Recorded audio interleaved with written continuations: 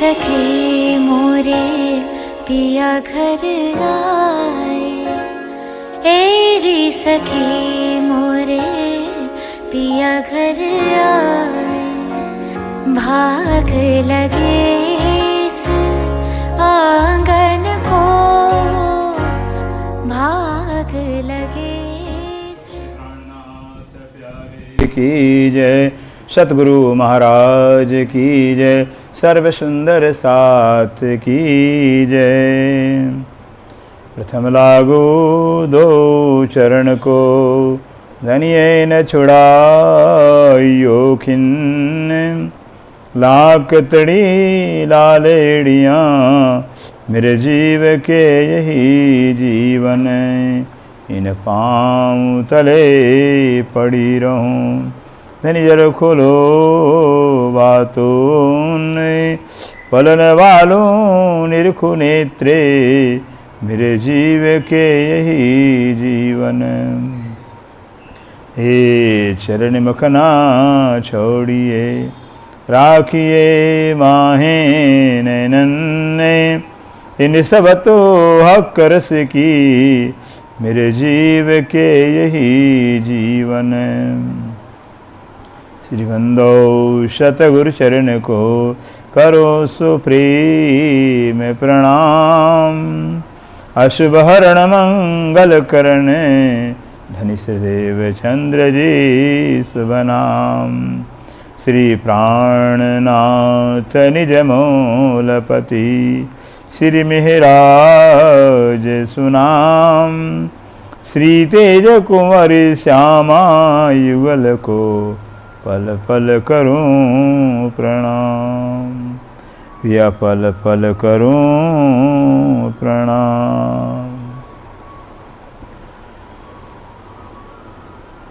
प्राणाधार आत्म संबंधी श्री सुंदर साज जी, श्री राज जी महाराज के मेहर के कृपा के पात्र परमहंस महर्षि जुगलदास जी की प्रेम पत्री, उस प्रेम पत्री का आज 8वां हरफ है। 8वें हरफ के अंदर कुर्बानी क्या होती है, त्याग क्या होता है, उस कुर्बानी के ऊपर, त्याग के ऊपर प्रकाश डालेंगे 8वें हरफ में बता रहे हैं। और 8वां हरफ गरीबी, कुर्बानी, दीन, अधीन, पराधीन है। 8वां हरफ है, अर्थात गरीबी होना चाहिए। फिर बिल्कुल न अपने तन का, न अपने ज्ञान का, किसी वस्तु का जो है कि अहंकार नहीं होना चाहिए, अहम नहीं होना चाहिए, बोध नहीं होना चाहिए। और गरीबी होना चाहिए, कुर्बानी अर्थात सर्वस्व अपना जो है कि हमारा कुछ नहीं है, सब कुछ धनी का है। फिर धनी के लिए होना चाहिए, फिर तन भी, मन भी, धन भी। हकीकत यही है, सब धनी का ही है। धनी धनी है। जब तक हमारा सर्वस्व धनी के चरणों में कुर्बान नहीं होता है, समर्पण का भाव नहीं आता है, तब तक हम धनी के धनियानी नहीं कहलाने के अधिकारी होते हैं। और दीन, दीन माने गरीबी, अधीनी, पराधीन, अर्थात हमें अपने धनी के अधीन होना चाहिए। फिर उनके हुक्म के अधीन, उनके मर्जी के अधीन होना चाहिए। पराधीन तो राज्य की अधीन होना चाहिए। जैसा राज्य का हुक्म होता है, जैसी धनी की आज्ञा होती है, बस उनके हर हुक्म में हमें कुर्बान होना चाहिए। हर हुक्म पर फिदा होना चाहिए, हर हुक्म स्वीकार होना चाहिए। और उसको पराधीनता कहते हैं। अर्थात जैसे नाच नचावे धनी, वही कादन चावन हार नचाने वाले हैं। यही तो है कुरान के अंदर विशेषता बताई गई है कि सबसे बड़ा बंदगी सेवा क्या है। जो ब्रह्म सृष्टि होती हैं, ब्रह्म से सबसे बड़ी बंदगी ये है कि राजसी महाराज चाहे जिस हाल में रखें, जिस भी दशा में रखें, हर हाल में, हर दशा में जो है कि बस धनी के शुक्रगुजार करती हैं। धनी के लाड़ को, प्यार को समझ कर करके स्वीकार करते हैं। कभी भी धनी के प्रति अपने दिल के अंदर कोई शिकायत की गुंजाइश नहीं होती है। चाहे धनी फांसी पर लटका दे में तो हंसते फांसी स्वीकारना चाहिए। ये इंद्रावती जी ने करके सिखाया हम सुंदर साथ को। फिर इसको पराधीनता कहा जाता है।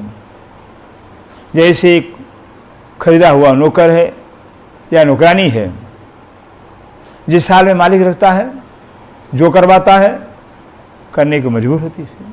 ठीक इसी तरह से पराधीनता होनी चाहिए और बिक जाने का ही है। और ऐसा समझे हम राज्य के हाथों में बिक गए हैं। हम हमारा हम नहीं हैं, हमारा कुछ नहीं है, हम राज्य के, हमारा सब कुछ राज्य का हो गया, बिक गए हैं। इसको कहते हैं गरीबी की कदम और दरवाजा हादी माशू का पकड़े। हर समय, हर पल, हर परिस्थिति में जाके धनी का चरण पकड़े। फिर धनी के चरणों का आश्रय, धनी के चरणों का भरोसा हो और दरवाजा हादी माशू का पकड़े। फिर कहीं नहीं एक धनी का चरण छोड़ करके, धनी का दर छोड़ करके कि किसी और दर पर जावे ही नहीं। फिर अगर हमारे कोई संकट है, कोई मुसीबत की घड़ी आती है तो एकमात्र दर होना चाहिए। अगर हो तो धनी का ही दर हो, फिर धनी का चरण कमल हो। धनी के चरणों को छोड़ करके, उनके आश्रय छोड़ करके जीवन में कभी किसी का आश्रय हो ही नहीं। फिर ऐसा लगे हमारा कोई है ही धनी के सिवाय, एकमात्र धनी हमारे हैं। जैसे हारिन लकड़ी पकड़ता है, हारिन पक्षी है, लकड़ी को पकड़ता है, छोड़ता नहीं है, उस लकड़ी को छोड़ता ही नहीं है।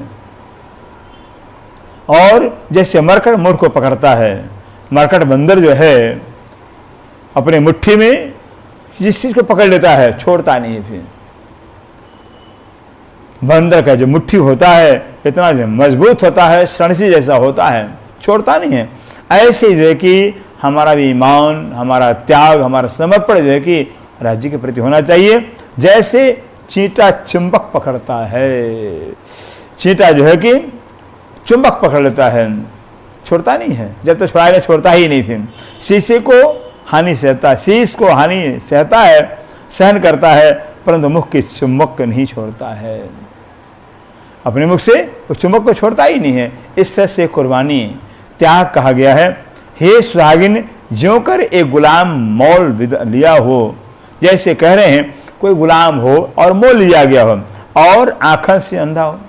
वो गुलाम कैसा आंख से अंधा हो और पाए से पंगा हो, दोनों पैर से पंगुल हो, दोनों पैर से अपंग हो। फिर ज्यों कर उसको और ठोर नहीं है और ऐसे गुलाम को और कोई ठिकाना ही नहीं, कोई दर ही नहीं।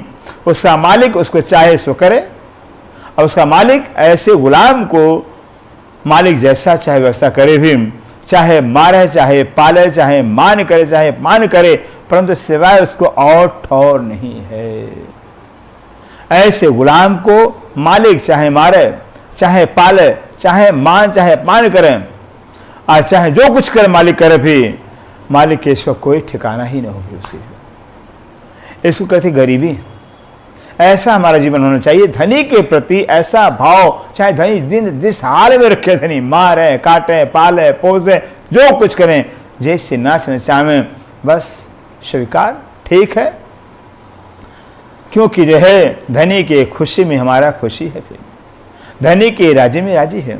ये तो कुरान का मरकज है। भेद कहता है, खुद खुदा ताला कहते फरमाते हैं कुरान के द्वारा जो है कि ऐ इंसान, ऐ बंदे, अगर तो मेरे राज्य में राजी नहीं रह सकता है तो मेरे राज्य को छोड़ किसी और राज्य में चला जाओ। फिर कहने का मतलब खुदा के राज्य में राजी रहना ही पड़ेगा। और कोई तो खुदा है भी नहीं और कोई राज्य भी तो नहीं है, और खुदा के राज्य में नहीं अगर राजी तो हम कर क्या सकते हैं। खुदा तो खुदा है भी, खुदा एक है। इसलिए जिस हाल में धनी रखते हैं बस वह हाल स्वीकार, शहर स्वीकार करना चाहिए, हंसते हंसते स्वीकार करना चाहिए, रोक कर नहीं, गिलगिला कर नहीं, हंसते स्वीकार करना चाहिए। जो सुहागन नार होती है, लाखों संकट जावे, लाखों मुसीबत आवे, लेकिन कभी चेहरे पर उदासी नहीं आती है। अपने पति के सन्मुख, अपने प्रीतम सन्मुख हंसती ही रहती है।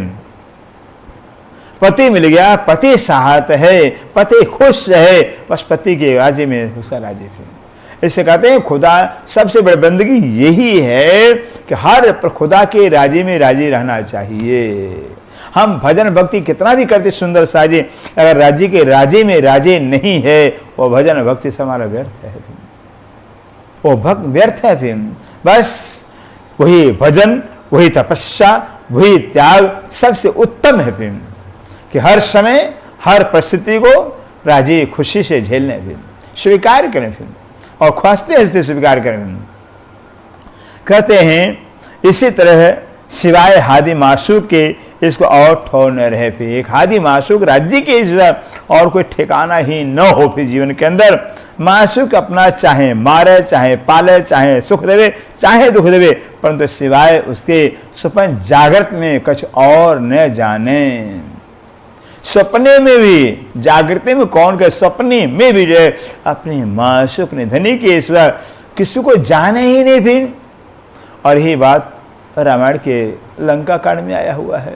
तुलसीदास भी कहते हैं फिर सीता पे इतना संकट आया, फिर संकट के बादलों से, तूफानों से घिरी हुई सीता, उस प्रसंग में जाकर तुलसीदास जी कहते हैं उत्तम के यश बस नाही, स्वप्न में आन पुरुष जग नाही। उत्तम के यश बस नाही, जो पतिव्रता नारी के पति से बढ़कर दूसरा पति क्यों उत्तम है, उत्तम महान हो, गुणवान, सब गुण संपन्न, लेकिन जो पतिव्रता नारी होती है जागृति में कौन के सपने में भी अपने पति को छोड़ किसी का ध्यान करती ही नहीं है। ये तो जागृति है सुंदर सा जी। जागृत मतलब है कि अपने की पहचान हो गई, अपना अपना हो गया है, अपने से अपनापन हो गया और सपना सपना हो गया है। जब अपना अपना हो जाएगा, सपना सपना हो जाएगा, क्या अपने छोड़ा जाएगा, अपना छूटेगा फिर, क्या सपने में ध्यान जाएगा, नहीं जाएगा सुंदर सा। इससे कहते हैं अपने प्राण वल्लभ प्रीतम, चाहे मारे, चाहे काटे, चाहे जो कुछ भी करें फिर, लेकिन जागृति और सपने में भी जो है कि किसी और का ध्यान, किसी और का जीवन आश्रय नहीं होना चाहिए। और क्या कह रहे हैं, और आप चरण रज बनी रहे, अपने धनिक, अपने प्रीतम का चरण धूलि बनकर रहे, फिर बिल्कुल मिट कर गए हैं। जरा भी अपने अंदर अहंकार हम नहीं होना चाहिए फिर, और कभी भूल के स्वप्न जागृत अभिमान न करें। सपने में भी जागृति के अंदर जो किसी भी वस्तु के, किसी भी परिस्थिति का अभिमान न करें, फिर अहंकार नहीं होना चाहिए। क्यों? करने वाले तो सब धनी हैं, धनी ही हैं। धनी की है सिवा कौन भाई? परमधाम में सिर्फ राज्य महाराज, तो खेल के अंदर कौन है? उनका हुक्म है, फिर वहां हाकिम परमधाम में त्या हुक्म है। फिर राज्य के हुक्म के बगैर जो है कि एक पत्ता हिल नहीं सकता है, एक तिनका हिल नहीं सकता है, जुबान से सब निकल नहीं सकते हैं फिर, क्योंकि एक मालिक है, एक हक परवरदिगार है। फिर जब है ही एक मालिक है तो दूसरा कौन से स्थानीय मालिक बन सकता है? फिर दूसरा मालिक बनना, अहंकार लेना, अहम लेना, फिर ये तो राज्य को चैलेंज देना होगा, फिर राज्य का अपमान करना होगा। फिर इसलिए कहते हैं बिल्कुल जो है कि अभिमान कभी भी करना नहीं चाहिए, और बराबरी न करे, और धनी का कभी बराबरी न करे, फिर अपने को धनी से तुलना न करे। फिर अगर कितना बड़ा से बड़ा काम हो गया अपने से, लेकिन करने वाले धनी है, फिर वही कराने वाले, वही करने वाले हैं, तन उन्हीं का, सब कुछ नहीं कहा, फिर करने वाले हैं। हमारा कुछ है ही नहीं, हम कुछ है ही नहीं सुंदर, ऐसा समझे हम कुछ नहीं है। और अहंकार न करो, अहंकार भी नहीं करना चाहिए, और जब बोले तब अपनी निंदा और मासू की स्तुति करे सुंदर साजी। जब कभी बोले फिर हम नादान हैं, हम नीच हैं, हम महापापी हैं, फिर अवगुण के खान हैं, फिर हर हमेशा अपनी निंदा, अपनी कमियों को जो है कि देखते रहें, और अपने मासूक, अपने प्रीतम का जो है कि प्रशंसा करते रहें, बढ़ाई करते रहें, फिर महिमा गाते रहें। उनकी अपार कृपा गुण धनी की याद कर, पकड़ पिया के पाए, सुखे बैस देसी वतन पहुंचाए, धनी कह भी रहे हैं।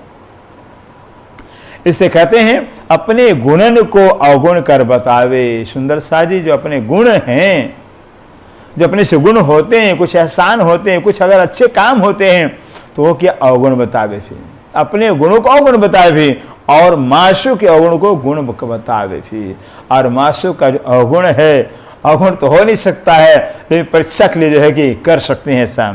तो मासु के अवगुणों को गुण बतावे कि अपार कृपा है, अपार मेहर धनी की अपार लाड़ है, फिर और अपनी नीतियों को बदी कर बतावे। अगर नेकी अपने से कुछ हो गई, अच्छा काम हो गया है, जीवन में अच्छा काम हो गया है, तो बुरा बतावे उसको कि हमारे से बहुत बड़ा बुरा काम हो गया, हमने ये काम कर दिया है, हमारे से ये काम हो गया है, अपने अच्छाई को बुराई बतावे और मासूम की बदियों को नेकी दिखावे और मासूम के बदी को, बुरे काम को जो है अच्छा बतावे। ये होता है, ये कुर्बानी, ये त्याग करता है। ज्यों कर मोल लई नौकरानी है, सो बादशाह से डरती है। जैसे मोल लई नौकरानी है, किसी नौकरानी को बादशाह ने मोल लिया हुआ है और मोल नौकरानी जो हरदम बादशाह से डरती रहती है और डर डर के नीच ऊंच खिदमत सेवा करती रहती है।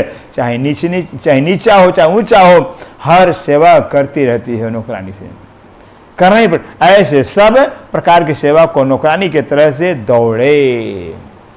जैसे मोल हुई नौकरानी दौड़ती, दौड़ दौड़ के हर काम करती, हर सेवा करती मालक की, वैसे जो है कि धनी की हर प्रकार की सेवा जो है कि हमें नौकरानी की तरह से करना चाहिए। हम तो मोल लिए हुए हैं। अपनी बुजुर्गी और अपनी लोक वेद कुल बड़ाई और जगत की ऊंचाई गुरुआई मान बड़ाई को मासूक से जुदे राखे। अपनी जो है कि कहते हैं कुल बड़ाई, हम बड़े खानदान के हैं, जगत की ऊंचाई, जगत में ऊंचा पद मिल गया है फिर, और गुरुआई, और जो गुरुआई पना, महान पना, अगिरडी पना, कहते मान बड़ाई, ये सब जो है कि बस महसूस रखे। अर्थात जो है कि सब राज्य ही करने वाले हैं, हमारा कुछ नहीं है। अपने मान बड़ाई ऊंचाई कुछ भी मत माने, फिर कुछ जाने ही नहीं।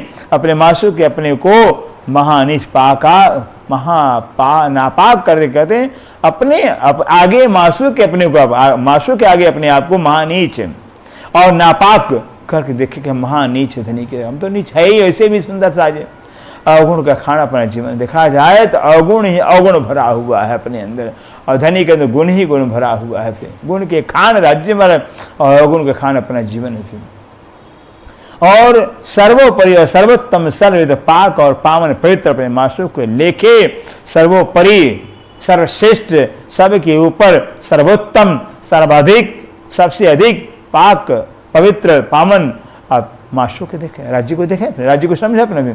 और कभी बात बाल गल गत मत में हो, अगर कोई जो है चाल गत मत में हो और वचन वाणी में हो, सब तकब्बर घमंड निकाल, किसी भी बात में, मन में या बुद्धि में जो है कि चाल में जो है कि अहंकार नहीं दिखाना चाहिए अपना। फिर नम्रता विनम्रता दिखाई देना चाहिए। जब बोले तब वचन गरीबी के दिन अधीनताई के बोले, और जब भी बोले तब भी जो कि गरीबी के फिर और अधीनताई के, अर्थात मानो कि हम बस धनी के गुलाम हैं, धनी के नौकर हैं, धनी के हाथों बिके हुए हैं। गुलाम के तरफ से बोला, जैसे गुलाम बोलता है मालिक के सामने, और अपने बसौते विचार से, तन मन धन प्राण से, वचन वाणी से किसी का दिल न सतावे।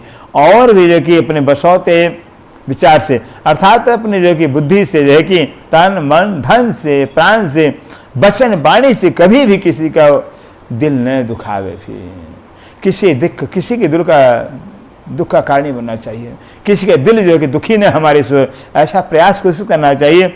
अपने दर्द दुख के समान सबका दर्द दुख जाने, और जैसा अपना दुख है, अपना दर्द है, वैसे दूसरे का समझना चाहिए। दूसरे का दुख दर्द होता है। सुंदर सा जी ऐसे जो है कि वाणी से भी यही बात से हमारे फरमा रहे हैं, क्या कर रहे हैं, विहीन होवे पिया की वाको कोई न उपाय। जो पिया के बिना विहीन होती है संसार के अंदर, जब पिया की पहचान हो जाती, पिया की शुद्ध हो जाती है, मेरे पिया मेरे प्राण बल अक्षरातीत हैं, जिनका वियोग मुझे मिला हुआ, जिनसे बिछुड़ मैं गई हूँ, कहते हैं वह प्रीतम का वियोग जो है, बस उस वियोग को शांत करने के लिए जो है और कोई उपाय ही नहीं, जब तक प्रीतम को मिलन न हो। फिर बस अंग अपने बैरी, और यहाँ तक कि जो है कि अपने अंग अपने शरीर अपने अंग बैरी दुश्मन के समान लगते हैं। सब तन लियो खाए, मानो सारा तन ही जो है कि विरह ने खा लिया हो, सारे तन में विरह की आग लग गई हो।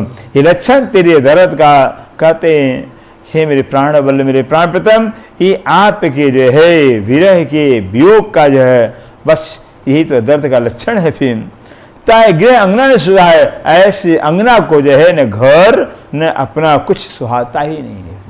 कुछ अच्छा लगता ही नहीं। रतन जय तो मंदिर, यहाँ तक कि जो ऐसे पिया की विरहीन को जो है रतन जो मंदिर है वो भी सो उठ खाने धाए मान उठ करके वो खाने के लिए दौड़ रहे हैं, खाने के लिए दौड़ रहे हैं। ना बैठ सके विरहिणी, कहते जो पिया की जो विरहीन होती है बैठ भी नहीं सकती है, सोए सके ना रोए, ना सो सकती है ना रो सकती है। राज पृथ्वी पांव दाब, ऐसे राजपाट पूरी पृथ्वी राज्य क्यों न हो भी, अगर पूरी पृथ्वी राज्य मिल गया तो भी पांव से दाब से पांव से ठुकरा करके निकसी याविद हो, बिल्कुल संसार से मायस निकल जाती है, पिया के विरह में डूब जाती है। विरह न दे बैठने, उस विरहीन को जो है विरह बैठने देता ही नहीं, चैन से उठने भी ना दे, उठने भी नहीं देता है। फिर लोट पोट भी ना कर सके, यहाँ तक लोट पोट अर्थात कलाई जो लेते हम जो करवट लेते हैं करवट भी नहीं ले पाएंगे।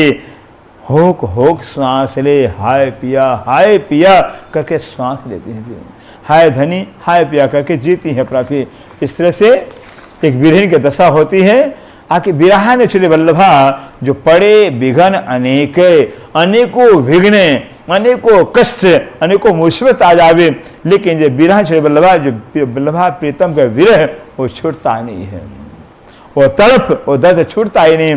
पिंड देखो प्रमाण कहते हैं, शरीर दिखाई देता है नहीं प्रमाण दिखाई देता है। देखो दुल्हा अपनो एक दुल्हा ही देखने का दर्द होता है कि दुल्हा का दर्शन कब होगा, प्रीतम का दर्शन कब होगा।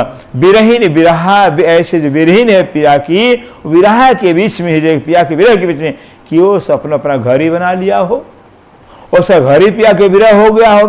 14 तबक की साहिबी और 14 लोग अगर साहिबी, एक लोग कौन के 14 लोग की साहिबी को भेजे, सो वारू तेरे विरह पर सिंधुरावती कहते, हे मेरे पिया मेरे प्राण बल, आपके विरह पर आपके बिछोह के दुख पर देखे 14 लोग साहिबी को मैं कुर्बान कर दूं, निछावर कर दूं, ऐसे दशा होनी चाहिए। सुंदर सा जी ये तो बताया गया है। अब यहाँ क्या बताते हैं, जो महामती श्री लालदास जी, जिन्हें श्री लालदास जी को महामती शोभा मिली है, वो श्री लालदास जी तन के अंदर बैठ करके राज्य महाराज जो है कि एक विरहीन का दशा बताते हैं, ब्रह्मश्री के लक्षण बताते हैं कि ब्रह्मश्री के लक्षण क्या होना चाहिए, कैसी दशा होनी चाहिए, पहचान बता रहे हैं। महामती लालदास बड़े वृत्त है। फिर इनों में अंकुर मूल का रहे ईशकीमान, ब्रह्मशिष्ट के अंदर क्या है कि मूल परमधाम का अंकुर राज्य के निश्वत होता, राज्य संबंध होने से रहे इसका ईमान, इनके अंदर इसका ईमान पक्का होता है। सो छूट का है छूटे नहीं, ऐसे ब्रह्मशिष्टों का जो इश्क और ईमान जो है, शरीर तो छूट जाएगा लेकिन इसका ईमान नहीं उनका छूटता है। चाह हकीकी रहे पहचान, बस हक की पहचान की चाह रहती है। धनी कब मिलेंगे, कैसे मिलेंगे, क्या करें, यही चाहिए तरफ रहती है। इन्हों को खोज बताने की ऐसे ब्रह्मशिष्ट अपने वतन परमधाम की खोज रहती है।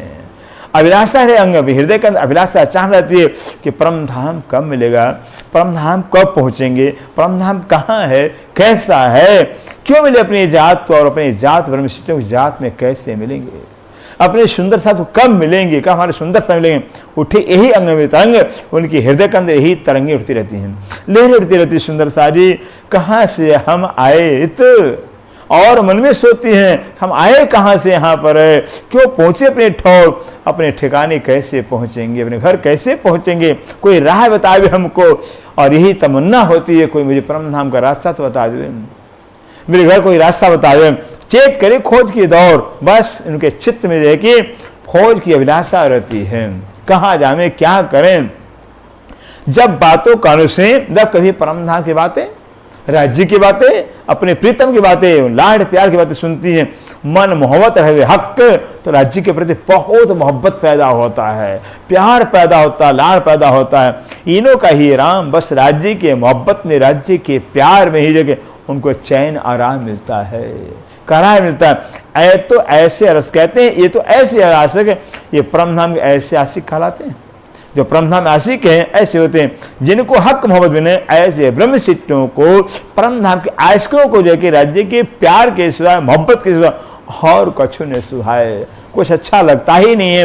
ये 14 तबक ऐसे लगे का विष्ठा दिखाए। सुंदर साजे कह रहे हैं ये 14 तबक, 14 लोग जिसकी दुनिया मरती है, कि स्वर्ग मिल जाए, वैकुंठ मिल जाए, फिर दुनिया तरस से कहते हैं ये 14 लोग का सुख ब्रह्म सुख कैसा लगता, काग विष्ठा दिखाए। काग विष्ठा जैसे कौवा होता है, कौवा गंदा खाता है, ऐसे जो कौवा का आहार गंदा होता है, कौवे के आहार गंदे के समय 14 लोग को सुख लगता है ब्रह्मशिष्टों को। फिर एक लोग कौन कहे, फिर जो ताव पर में चले, अगर 14 लोगों के सुख किसी प्रकार सुख पर ब्रह्मशिष्ट का मन चलता है, मन भागता है, तो विष ए पास पर चले, बस ऐसा लगता है जैसे विष के किनारे से चले जाते, विष को किनारे करके चले जाते हैं। 14 लोग को एक साइड कर करके बस परमधाम पहुंच जाते। परमधाम की अभिलाषा, परमधाम की चाहना रहती है। इन्हों को सजीवीने कहते हैं इन ब्रह्मशिष्टों परमधाम के बगैर जाए और न संचित और कोई चाहना रहती ही नहीं है, कोई तमन्ना ही रहती है। मोह में मूल अंकुर का रहत इसका कबल, इन मोमलों के अंदर तो जो कि मूल परमधाम का अंकुर राज्य का संबंध का जो है कि संबंध होने से इश्क का बल होता है, इश्क का पावर ताकत होता है। असल ईमान इनमें और हकीकत में ब्रह्मशिष्टों के अंदर ईमान पाया जाता है। रहे सदा निर्मल और हर हमेश निर्मल रहते हैं। किसी प्रकार के विकार मन में चाहना होती, माया की चाहना होती ही नहीं है, माया कामना ही नहीं होती। पाता सुने रसूल, और जब रसूल हजूर मोहम्मद साहब बसरी सूरज मेरे वास्ते आए, अरब के धरती पर आए हैं, 63 साल जन कितने कष्ट कितना दुख रहे हैं। जब रसूल मोहम्मद साहब बातें सुनते हैं दिल में अति उल्लास, तो दिल में बहुत उमंग पैदा होता है, और रसूल साहब बात सुनने के लिए बहुत उमंग पैदा होता है। सर्वों सब इन्होंने और ऐसे इनके कहानी के अंदर जो है बस हजूर मोहम्मद साहब की, धनीदेव चंद्र की, आप श्री प्राणनाथ की बात सुनने के लिए तमन्ना रहती है, पिपासा रहती है। रही ईमान विश्वास, इनके अंदर पक्का ईमान सूर्य के प्रति, पक्का ईमान जो है कि श्री के प्रति, श्री जी के प्रति होता है। आगे कर कोई बात सुना में हक को, ऐसे ब्रह्मशिष्ट अगर जो है कि इनके में इतना त्याग होता है, इतना समर्पण, इतनी कुर्बानी होती है ब्रह्मशिष्ट के अंदर। कह रहे अगर कोई बात सुना में हक की, कोई अगर ब्रह्मशिष्टों को हक की बात सुनाता, हकीकी चर्चा, हकीकी हकीकत, हक की चर्चा सुनाते हैं, तापा टूक टूक करे डारे तन, ऐसे राज्य की चर्चा सुनाने वाले के ऊपर, राज्य की पहचान कराने ऊपर अपने शरीर का टुकड़ा टुकड़ा कर देते हैं, कुर्बान कर देते हैं। आप बिकावे अंग से और खुद अपने अंग से बिक जाते हैं उनके हाथ में, ऐसा पहचान है, इसको कुर्बानी कहते हैं। वाह डाले तन मन धन, और ऐसे धनी की पहचान कराने वाले के ऊपर जो है कि तन भी, मन भी, धन भी, सब कुछ निछावर कर देते। सुंदर सा इसको गरीबी बताई गई है। कहते हैं और क्या बताए, बस जा मरने से जग डरे ब्रह्मशिष्टियां, जैसे कि मौत से दुनिया डरती है, सो मोमिन मन उमंग, मोमिन के अंदर उमंग होता है। आजा मौत, जल्दी आजा, कल नहीं आ तो आजा, अभी आजा। तो मोमिनों को तो मोमिनों के मन में जो है कि मरने का उमंग होता है, मौत से मोहब्बत होती है, मौत से प्यार होता है। कब जामे हक कजोर में, यही तमन्ना होती है अपने धनी के पास कब पहुंचेंगे, धनी के नजदीक कब पहुंचेंगे। सिताब पहुंचे सही संग, और ब्रह्मशिष्टों के साथ जल्दी से जल्दी अपने धनी के चरणों में पहुंच जाए, तमन्ना। जिन काल डराए सब डरे, और क्या होता है, जिस काल के डराने से सब सारी दुनिया डरती है, मौत के डराने सब डरती है दुनिया। सो आप काल डरते, वो काल भी मोमिनों से डरता है। सुंदर सा सारी दुनिया काल से डरती है, मौत ने आ जाए, मर न जाए फिर, और कहते हैं क्या कि मौत भी मोमिनों से डरता है। और कह रहे हैं यहां तक कि त्रिगुण विष्णु, महाविष्णु, त्रिगुण जो त्रिगुण सृष्टि है, और विष्णु है, ब्रह्म विष्णु महेश है, महाविष्णु लोग हम लोग जात कहते हैं जो काल है, ये त्रिगुण ब्रह्मा विष्णु महेश वो महाविष्णु तक पहुंच जाता है, तो उनको भी काल अपने अंदर ले लेता है। जित बैठी रूहें, जहां रूहें ब्रह्म आत्माएं बैठी परमधाम में, तहां काल के त्रास कहते हैं। उस परमधाम का तो काल को त्रास लगता है कि ब्रह्म अक्षर परमधाम, अक्षर के परे, अक्षर चरणों के तले परमधाम बैठी हैं, जहां काल पहुंच सकता ही नहीं, क्योंकि काल के महाकाल तो राज्य महाराज हैं। इस वास्ते ब्रह्मश्री की सब चरण रजेगा, इसलिए जो है कि ऐसे ब्रह्मशिष्टों की चरण धूलि पाने के लिए ब्रह्मा विष्णु महेश ब्रह्मशिष्टि के चरण रज खोज सखी त्रिगुणे, कई विध तपस्या, कई वेद वचन ऐसे शास्त्र कहते हैं, ऐसे ब्रह्मशिष्टि धूलि पाने के लिए तरसते रहते हैं सुंदर साजे। इतनी बड़ी ब्रह्मश्रेष्ठ कुर्बानी बताया, इतना त्याग बताया हुआ। 8वां हर्फ पूरा होता है सुंदर साजे और 9वां हर्फ शुरू करते हैं। फिर बता रहे हैं अब 9वां हर्फ निर्भेद का है। निर्भेद अर्थात किसी प्रकार का डर न भय न हो, फिर उसको निर्भेद कहते हैं। सदगुरु और पूर्ण ब्रह्म को एक ही स्वरूप देखे, फिर भेद न जाने अर्थात सदगुरु में और पूर्ण ब्रह्म में देखी बस जरा मात्र भेद समझे ही नहीं, एक ही स्वरूप समझे। फिर मनसा वाचा कर्मा करके मन चित बुद्धि आत्म से रोम रोम निश्चय करके बेशक बेसुभे धाम के धनी ही जाने कहते। ऐसे अपने सदगुरु को जो है मन वचन कर्म से जो है कि मन से बुद्धि और आत्म से रोम रोम निश्चय करके बेशक शंका रहित, बेशक कोई सवाल नहीं होना चाहिए, बस यही मेरे धाम के धनी हैं ऐसा समझे। और रोम रोम निश्चय करके और विश्वास लाए कि निष्कपट साचे ईमान से दावा पति का मासूक का दुल्हा का देवे। यह है अंतिम है सुंदर साज। फिर यह अंतिम हरूफ है। कह रहे अपने जो सदगुरु हैं, सदगुरु को रोम रोम निश्चय कर, रोम रोम से निश्चय करके और विश्वास लाए करके निष्कपट, कोई कपट नहीं होना चाहिए, सच्चे ईमान से दावा पति को यही मेरे प्राण पति हैं। वैसे भी सुंदर साजी जब एकमात्र राज्य महाराज हैं, वही राज्य महाराज श्यामा जी के स्वरूप में है, वही राज्य रूहों के रूप में है। तब तो अगर सागर लहरों का पति है तो लहरें क्या अलग है क्या सागर से? फिर लहरों के पति हो जाती हैं फिर, क्योंकि एक अपार अक्षरातीत एक है। फिर इसलिए हम बता रहे हैं, बहुत गर्व की बात है कि राज्य ने ही जब रूहों का तन धारण किया हुआ है, राज्य रूह को मिला कर रहे हैं और वाणी से बता रहे हैं कि हे रूहों तो मेरे तन हो। कह रहे हैं कि रूह तुम ते मेरे तन हो, तुम्हारा शरीर मेरा शरीर, तुम्हारा शरीर तुम्हारा नहीं है, वो मेरा शरीर है। लेकिन जो है ये बक्का में को जो शहर को सब मिल रहे कहते हैं अखंड परमधाम के अंदर समझ आना ही नहीं है, सारे मिलकर शहर को लो। फिर इस चौपाई का आधार देते हुए, चौपाई का विचार करते हुए हम सब सुंदर साथ जो है जो अपने सदगुरु होते हैं, सदगुरु के ही स्वरूप में जो है कि क्योंकि सदगुरु तन होता है तो अंदर कौन विराजमान है? वो तो प्राणनाथ अक्षर विराजमान है। अंदर के आत्म भाव से जो है कि हमें जो है कि अपने सदगुरु दुल्हा के रूप में ही जो है कि पति रूप में मां स्वरूप में ही देखना चाहिए। पूर्ण मां दुल्हे का लायकी कर्तव्य दुल्हन का करे। जैसे दुल्हन दूल्हा के प्रति व्यवहार करती है, बर्ताव करती है, प्यार रखती है, प्रेम करती है, वैसा रखना चाहिए सदगुरु प्रतिभाव। और चहन चरित्र, अपना चहन लीला चरित्र दुल्हन का राखे, दुल्हन का बरते। हे सुहागिन, मैं अति झीनी मकड़ी के तार से महीन बारीक खबर कहता हूँ। मास्टर युगलदा जी कह रहे हैं कि हे सुहागिन, अति झीनी बहुत बारीक मकड़ी के जो मकड़ी होती है ना, मकड़ी जो तार होता है वो जो बारीक होता है, इतना बारीक होता है, मकड़ी के तार से भी बारीक खबर करें। क्या करें? और तुम भी साचे ईमान से श्रवण दे के सुनियो। आप भी सच्चे ईमान से सुनना इस बात को कि सतगुरु मतलब पूर्ण ब्रह्म नहीं है। जो सतगुरु हैं ठीक निश्चय करके पूर्ण ब्रह्म नहीं है। इनका तन मानिन तन दुनिया के है, सतगुरु जो तन है शरीर है वो दुनिया का शरीर है, और आत्मा इन्हों की पूर्ण ब्रह्म की निज दुल्हन है। जो सतगुरु की आत्मा है तो पूर्ण ब्रह्म की दुल्हन है, अक्षय की दुल्हन है। फिर 12,000 सखियों में दाखिल है, और जो सतगुरु की आत्मा है 12 सखियों में दाखिल है, 12 सखियों में शामिल है।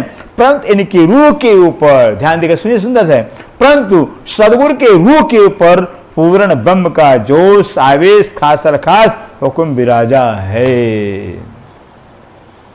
ये बारी बातें हैं। फिर कहते हैं ऐसे सदगुरु के आत्मा को परिचय है कि पूर्ण ब्रह्म का आवेश, ब्रह्म का आवेश खास उनका हुक्म विराजमान है। फिर हुक्म तो सारा कर रहा है, हुक्म ही हक का भेद बताएगा। सुंदर साजिम राज्य की दिल के बात को कौन बता सकता है राज्य के सिवाय? फिर धनी के दिल की बात हम परमधाम के अंदर तो जान सके ही नहीं। 12,000 हम रूहें राज्य की तन है। फिर अनादि काल से परम रहते सुंदर सा राज्य के दिल में क्या है नहीं जान सके। आज खेल के अंदर कौन बताएगा मुझे? फिर राज्य दिल की बात को खुद राज्य बताते हैं। फिर राज्य अपने आवेश स्वरूप से, हुक्म स्वरूप से सदगुरु के द्वारा हो करके हमें सारा भेद बताते हैं। फिर और पूर्ण ब्रह्म ने जो है अपने शब्दों में कई कोट विद के रोशन कर दिया है। और पूर्ण ब्रह्म ने जो है कि वाणी के अंदर जो कोट तरह से प्रकट जाहिर कर दिया हुआ कि इस मृतलोक में पूर्ण सतगुरु का जो स्वरूप मेरा ही है। इस संसार जगत के अंदर जो है राज्य ने बताया हुआ जो सदगुरु का स्वरूप है और मेरा पूरा पूर्ण स्वरूप है, सदगुरु के रूप में ही मैं हूं। आखिर राज्य किस रूप में आएंगे? फिर राज्य खेल में आए हैं तो तन तो धारे करेंगे। आए पहली बार कृष्ण कीर्तन में आए, दूसरी बार बाकी भर के तन धारण किया, तीसरी बार मुस्तफा बेग का तन धारण किया, तन तो यहाँ के लिया है राज्य ने, और चौथी बार धनी देवचंद्र का तन धारण किया हुआ, और पांचवी बार से मेरा ठाकुर तन तो माया का तन धारण किया। इसी तरह से आज भी जो है कि छठे दिन के अंदर भी जो कि बस सदगुरु का तन धारण करके राज्य अपना काम कर रहे हैं। धनी का काम कौन करेगा? राज्य का काम दूसरा कोई कर सकता है? अरे सूर्य के काम तो सूर्य की किरणें नहीं कर सकती हैं। फिर हाँ ठीक है, सूर्य किरणों में काम बोलेगे, सूर्य तो सूर्य है, सागर तो सागर है, किरणें तो किरणें कहलाएंगी। फिर इसे कहते हैं कि जो इस मृतलोक के अंदर जो है पूरे सदगुरु का जो स्वरूप मेरा ही है और मेरा माशूक है। स्वयं राज्य कह रहे हैं जो सदगुरु मेरे माशूक हैं और मेरे मिलने का पूर्ण दरवाजा है, और इन माया में बिना मिले इस स्वरूप के मैं न आगे किसी को मिला हूं। खुद राज्य कह रहे हैं सतगुरु के द्वारा ही जो है, अगर किसी को मैं मिला हूं तो मैं सदगुरु के द्वारा मिला हूं। सदगुरु के बगैर जो है मुझे कोई पा सकता ही नहीं, कोई पाया है आज तक। इसे कहते हैं इन स्वरूप के में न आगे किसी मिला, न पहले किसी में मिला हूं सदगुरु के सिवाय, और न अभी मिलता हूं और न अभी मिलता हूं और न आगे मिलूंगा। मिला हूं तो सदगुरु के ही रूप में मिला हूं, मिल रहा हूं सदगुरु के स्वरूप से, मिलूंगा भी तो सदगुरु के माध्यम से ही मिलूंगा। बड़ी बात कह दिया राज्य ने। और हे सुहागिन, स्वरूप जो सदगुरु साहब का है सब कछो मुतल निश्चय करके पूर्ण ब्रह्म साक्षात यह नहीं है। ठीक है, जो सदगुरु का स्वरूप निश्चय करके पूर्ण ब्रह्म का नहीं है, यह तो मानंद 12,000 रूह मोमन के हैं। जो सदगुरु हैं 12,000 रूह मोमनों के रूप में हैं, परंतु एक विधि से इनको शब्द की बुजुर्ग की बड़ाई पहुंचती है। एक तरह से सदगुरु को हर प्रकार की जो बुजुर्ग की महिमा बड़ाई पहुंचती है कि इनके रूह दिल में पूर्ण पारब्रह्म साक्षात विराजमान हैं। सदगुरु के रूह में आत्मा में पूर्ण ब्रह्म अक्षराते अविश्व से पूर्ण विराजमान है, और पूर्ण पार ब्रह्म के कोटि जुबान से ठौ जाहिर रोशन कर दिया है। पूर्ण ब्रह्म ने हुक्म व्यक्ति में लाखों लिखे निशान, जिस ग्रंथ को पढ़ा जाए हर ग्रंथ के अंदर देखिए सदगुरु की महिमा आई है, सदगुरु की महिमा आई है। कभी गुरु नानक साहब कहते हैं शीश दिए सदगुरु मिले तो सस्ता सौदा जान। अगर गर्दन देने से सदगुरु मिल जाए तो भी सस्ता सौदा है। इस जगह वाणी के अंदर भी बहुत प्रशंसा श्री जी ने बताई है, और कह रहे हैं कि यहाँ पर कीर्तन के दर दर्शाया हुआ है कि सदगुरु साधो वाको कही जो अगम की देवे गम, इन दिल से उठा के पिया प्रेमे करे सन्मुख है। ऐसा बता दे, बहुत सी चपाइयाँ आती कीर्तन के अंदर। सुंदरता जी, इस माया में जो सदगुरु का स्वरूप है सो साक्षात मेरा ही प्रतिबिंब है, जिसको मेरे स्वरूप की जरे जरे की हकीकत भेद देखने होए। राज्य कह रहे हैं जिसको मेरे जरे जरे की हकीकत को भेद को देखना हो, सदगुरु के स्वरूप में होके देख ले वे। मेरे जरे जरे के भेद को वो सदगुरु स्वरूप में देख सकता है, सदगुरु द्वारा देख सकता है। मानिंद सूरज के जैसे जल के घड़ा में जो प्रतिबिंब के सूरज हैं, जैसे घड़ा के अंदर घड़ा में जल भरा हो, जल से भरा घड़ा के अंदर सूरज का प्रतिबिंब दिखाई देता है। ठीक उसी तरह से जो कि सदगुरु के अंदर प्रीतम का प्रतिबिंब दिखाई देता है। तित करके साक्षात असर सूरज की जरे जरे हकीकत पाई थे। उस जल से भरे घड़े के अंदर जो है कि सूरज का जर्रा जर्रा भेद पाया जाता, देखा जाता है। और हे सुहागिन, सदगुरु के स्वरूप में प्रतिबिंब जो पूर्ण पार ब्रह्म है, सो ऐसे जैसे पत्थर के बीच में अग्नि बसत है, बोलो से प्राणनाथ प्यारे की। सद जैसे पत्थर के अंदर अग्नि छिपी रहती है, लकड़ी में अग्नि छिपी रहती है, उसी तरह से सदगुरु के अंदर भी पारमाक्षरातीत छिपे हुए हैं। लेकिन जब पत्थर से पत्थर टक्कर मारा जाता है तो अग्नि पैदा होती है, लकड़ी से लकड़ी रगड़ खाती है तो अग्नि पैदा। ऐसे सदगुरु के चरणों से जो है कि जब हम रगड़ करेंगे, मंथन करेंगे, फिर तो पारमाक्षरातीत का पहचान मिलता है, ज्ञान मिलता है। और काष्ठ में अग्नि का, लकड़ी में अग्नि रहती है। मूर्ख अज्ञानियों का काष्ठ और पत्थर है, जो मूर्ख हैं, अज्ञानी हैं, उनके तो पत्थर और लकड़ी है फिर। और जो कोई चतुर जुक्ति वाले हैं, चतुर बुद्धि वाले हैं, विचक्षण बुद्धि वाले, वो सो उसका काष्ठ पत्थर से अग्नि निकाल लेते हैं। जो चतुर होते हैं वो क्या, पत्थर से और लकड़ी से अग्नि निकाल लेते हैं। जो बुद्धिमान होते हैं, चतुर होते हैं, वो तो मानव तन, सतगुरु के मानव तन से जो है कि बस और परमात्मा का प्यार, प्रेम, ज्ञान पे अग्नि निकाल लेते हैं फिर, और अपना कार्य करते, अपना काम करते हैं। ऐसे ही सदगुरु को जो स्वरूप है सो बीच नजर अभेदी क्रूर अज्ञानियों के मानंद दुनिया की है।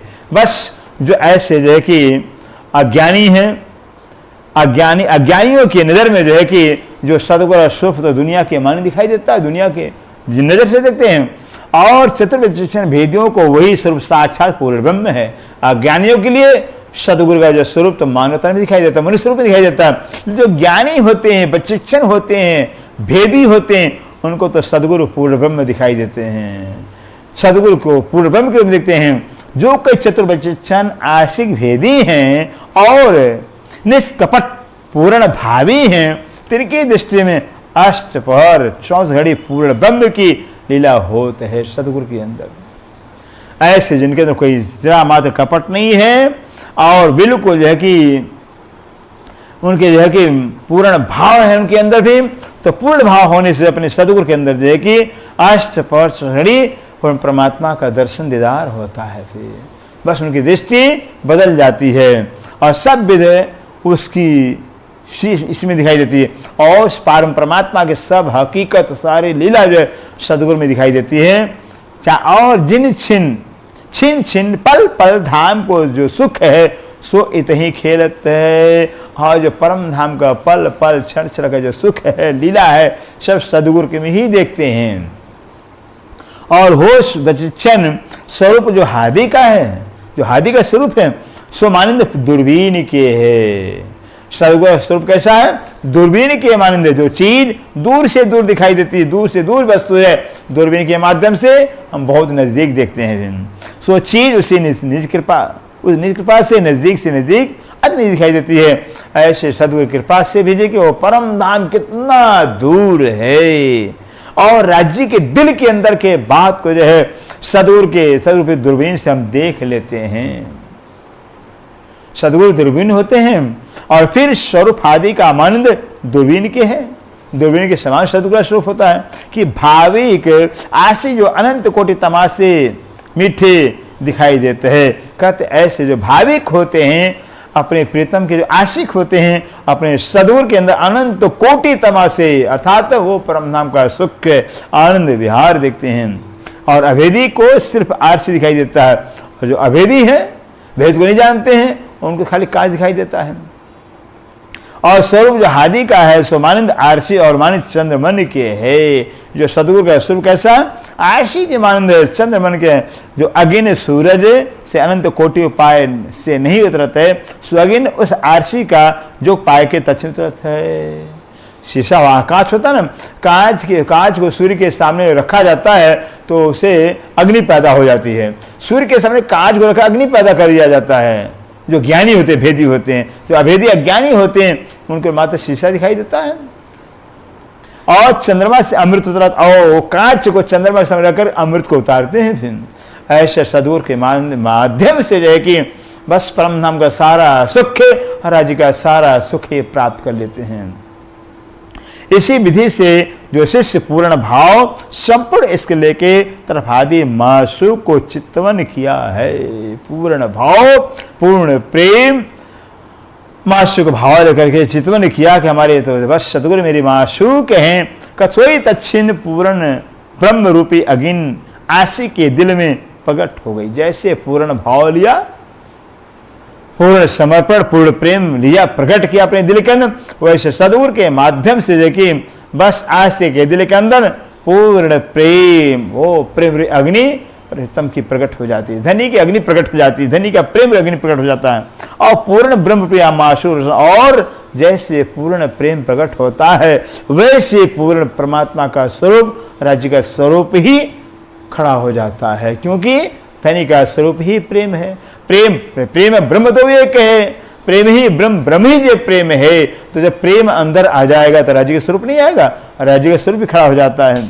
और हो सुहागिन जब संपूर्ण रूहें इस परमधाम में जागृत होंगी, संपूर्ण रहें जब परमधाम जागृत होंगी, और जब स्त्री राज्य अपने कर्तव्य का इंसाफ करें कि राज्य ने सदगुरु के स्वरूप में क्या क्या रूहों के साथ किया हुआ है, क्या क्या उपाय किया हुआ है जगाने के लिए, कैसे कैसे लाड़ किया हो, तब जेता कर्तव्य तुमने साथ सदगुरु किया है। जितना कर्तव्य कर्म साधन सदगुरु साथ किए, तितना कर्तव्य तरफ तुम्हारे अपने लगाएंगे, वो सारा का सारा कर्तव्य अपनी तरफ राज्य लगाएंगे। जो सदगुरु के साथ हमने व्यवहार किया, प्रेम किया, बर्ताव, वो सारा का सारा राज्य अपनी तरफ लगाएंगे और कहेंगे तुमने उस समय में मुझसे ऐसी करी है। राज्य कहेंगे कि हम सदगुरु के रूप में तुम्हारे साथ खेल में थे, माया में थे, तुमने मेरे साथ ऐसा व्यवहार किया, बर्ताव किया है, और जितनी कदर सदगुरु के स्वरूप में तुमसे करिए सो श्री राज्य अपनी तरफ लगाए। और सदगुरु ने यहाँ सुंदर साथ पर जो किया हुआ वो सब जो है कि हमको लगाएंगे, अपनी तरफ लगाएंगे। हमने तुम्हारे साथ ऐसा व्यवहार किया, तुमने हमारे साथ ऐसा व्यवहार किया हुआ, और कहेंगे ये मैंने उस माया में तुमसे ऐसी करी थी और तुमने मुझको न चिन्हा है। सदगुरु कहेंगे, धनी खुद कहेंगे मुस्लिम के अंदर, सुंदर साथ हे सखियों, मैंने सदगुरु के रूप में तुम्हारे साथ ऐसा व्यवहार, ऐसा बर्ताव किया था, तुमने मुझे चिन्हा नहीं।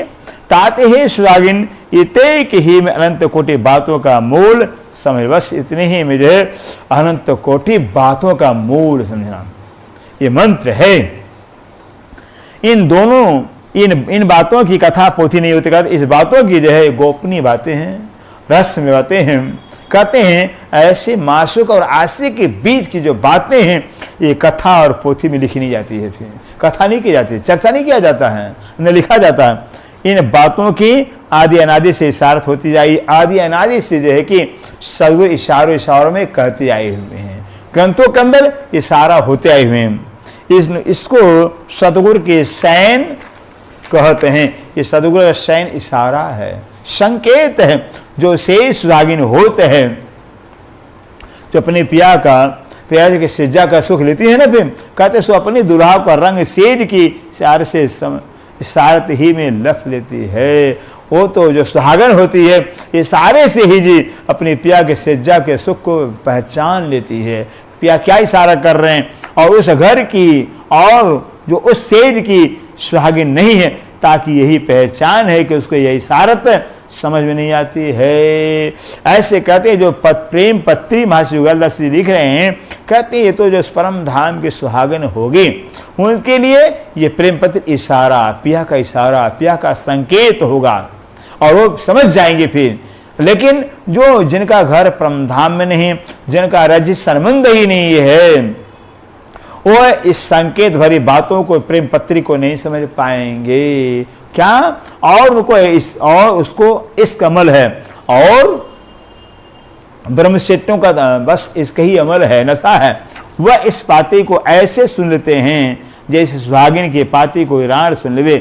जो सुहागिन नहीं है, जिनका घर परमधाम में नहीं है, जिनका रिश्ता नाता राज्य महाराज से नहीं है, वो इस पत्री को कैसे कह रहे, इस पत्री को कैसे सुनेंगे जैसे कोई राण स्त्री और किसी सुहागन पत्नी के पत्र को सुने, फिर कैसे सुनेगी फिर।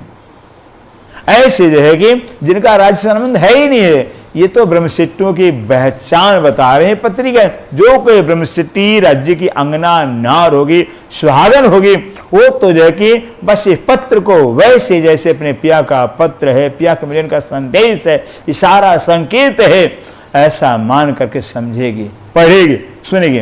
और एक कहते हैं और रोम रोम से निकालते हैं, और रोम रोम से जो है कि जो रानी स्त्री होती है सुहागन के पत्र को जो अपने हृदय में नहीं धारण करती है, लेकिन जो सुहागन होती है वो तो सुहागन के बातों को सुन करके, अपने पिया के बातों सुन करके जो है कि अपने रोम में बसा लेती है। सुंदर सा जी संक्षेप में बताया, विस्तार से बहुत ज़्यादा विस्तार हो जाता है। इस महाजुगलदास जी ने प्रेम पत्री द्वारा, प्रेम पत्री में 9 हरफों के द्वारा बहुत कुछ कह दिया हुआ है, बहुत कुछ कह दिया हुआ। हकीकत वाली इस प्रेम पत्री कहा जाए कि सारी दुनिया के धर्म शास्त्रों का सार निचोड़, सार का भी सार निचोड़ ये प्रेम पत्री सुंदर सा जी। इस प्रेम पत्री को अगर बार बार पढ़ा जाए, पाठ किया, नित्य पाठ के पाठ किया जाए, हकीकत में जीवन बदल जाएगा। होना भी चाहिए ऐसे भी। ये पत्र ऐसा है, इतना चोट करने वाला, घायल रूह को घायल करने वाला है, रूह को जो है कि बस धनी के प्रेम में डुबो देने वाला है, फिर संसार को समाप्त कर देने वाला है। फिर संसार का भाव बार बार पढ़ें, बार बार मंथन, बार बार चिंतन करें। एक ऐसा समय आएगा, अवस्था आएगी, बस धनी का प्यार, धनी का प्यार जीवन में रह जाएगा। फिर संसार सब बेकार जहर हो जाएगी, जहर के माने में जाएगा। फिर इससे सुंदर सा जी इतना ही सेवा स्वीकार करेंगे। सब सुंदर साथ को प्रणाम जी, प्रणाम। बोलो श्री प्राणनाथ प्यारे की जय, सतगुरु महाराज की जय, सर्व सुंदर साथ की जय, प्रणाम।